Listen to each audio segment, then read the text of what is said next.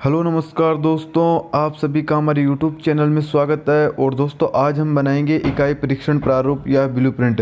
दोस्तों आप सभी को मैं एक बात पहले ही बता देना चाहता हूं, चाहे आपके पास कोई सा भी सब्जेक्ट हो, लेकिन जो इकाई परीक्षण प्रारूप या ब्लूप्रिंट का फॉर्मेट है वो सभी सब्जेक्टों में सेम फॉर्मेट होता है। तो दोस्तों चाहे आपके पास कोई सा भी सब्जेक्ट हो, जो ब्लूप्रिंट है वो इसी प्रकार से बनेगा। बस जो टॉपिक है वो आपको अपने सब्जेक्ट से रिलेटेड रखना है। और दोस्तों अगर आपको ये आज मैं ब्लूप्रिंट बता रहा हूँ इसकी PDF फाइल चाहिए तो वीडियो को शुरू से लेकर आखिरी तक देखना।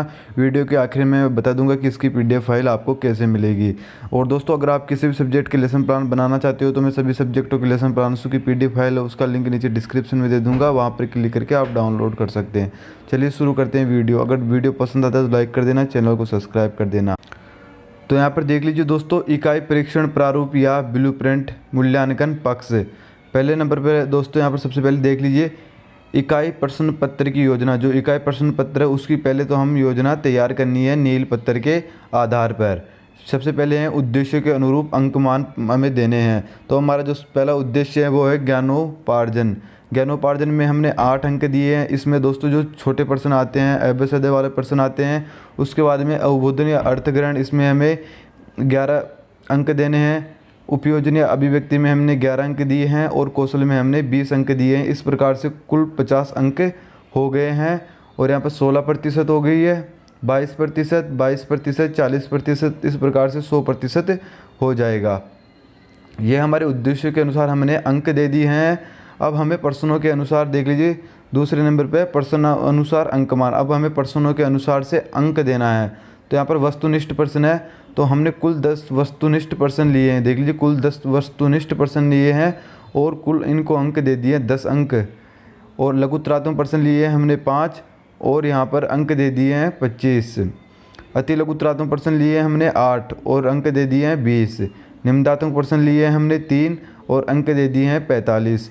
इस प्रकार से कुल 26 प्रश्न हो जाते हैं और 100 अंक के हो जाते हैं और 100% हो जाते हैं। उसके बाद में है उप विषय अनुसार अंकमान। अब हमें उप विषयों के अनुसार अंकमान करना है। तो यहाँ पर सबसे पहले है उप इकाई। तो उप इकाई में हमारे सबसे 1 नंबर पर है नगर निगम। तो हमने यहाँ पर नगर निगम से संबंधित प्रश्न अंक हैं वो 8 अंक के बनाए हैं। और ग्राम पंचायत से संबंधित 26 अंक के प्रश्न बनाए हैं। और मौलिक अधिकारों से संबंधित 9.5 नंबर के प्रश्न हैं। राष्ट्रपति से संबंधित 8.5 नंबर के प्रश्न है। और मतदान प्रक्रिया से संबंधित 47 नंबर के प्रश्न अंक हैं। इस प्रकार से 100 अंक हो जाते हैं और 100% हो जाता है। अब यहाँ पर देख लीजिए दोस्तों, फिर है इकाई प्रश्न पत्र की रूपरेखा। देख लीजिए दूसरे नंबर पर है इकाई, यहाँ पर है देख लीजिए इकाई प्रश्न पत्र की रूपरेखा। इकाई प्रश्न पत्र की रूपरेखा यहाँ पर इस देख लीजिए उद्देश्य दिए गए हैं: ज्ञानोपार्जन, अवबोधन, अर्थग्रहण, उपयोजन, अभिव्यक्ति, कौशल, अभिव्यक्ति, अभिरुचि जो भी है। अब यहाँ पर देख लीजिए हमें यहाँ पर अंक देने हैं। देख लीजिए दोस्तों अंदर तो आपको जो अंक है वो दे देने हैं और जो बाहर है प्रश्न देने हैं। जैसे वस्तुनिष्ठ में यहाँ पर है पहले बाहर की तरफ से 1 प्रश्न है और अंक दे दिए हमने 3। उसी प्रकार से यहाँ पर नीचे भी देख लीजिए 1 वस्तुनिष्ठ प्रश्न है और 2 अंक का दे दिया, इस प्रकार से देने हैं।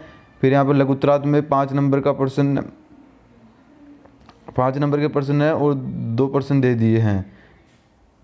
इस प्रकार से यहाँ पर देख लीजिए 1 प्रश्न है और 5 नंबर का है, 2 प्रश्न है और 5 नंबर के हैं। इस प्रकार से आपको यहाँ पर भर लेने हैं और ये प्रश्नों के अनुसार अंक हो जाएंगे। 45 अंक का ज्ञानोपार्जन हो जाएगा, 32 नंबर के यहाँ पर अवबोधन अर्थग्रहण हो जाएगा और उपयोजन या अभिव्यक्ति के साथ हो जाएंगे और कौशल के 16 हो जाएंगे। इस प्रकार से आपको ये बना लेने हैं। और इस प्रकार से यहाँ पे प्रतिशत आ जाने चाहिए: 8%, 27%, 9.5%, 8.5% और 47%।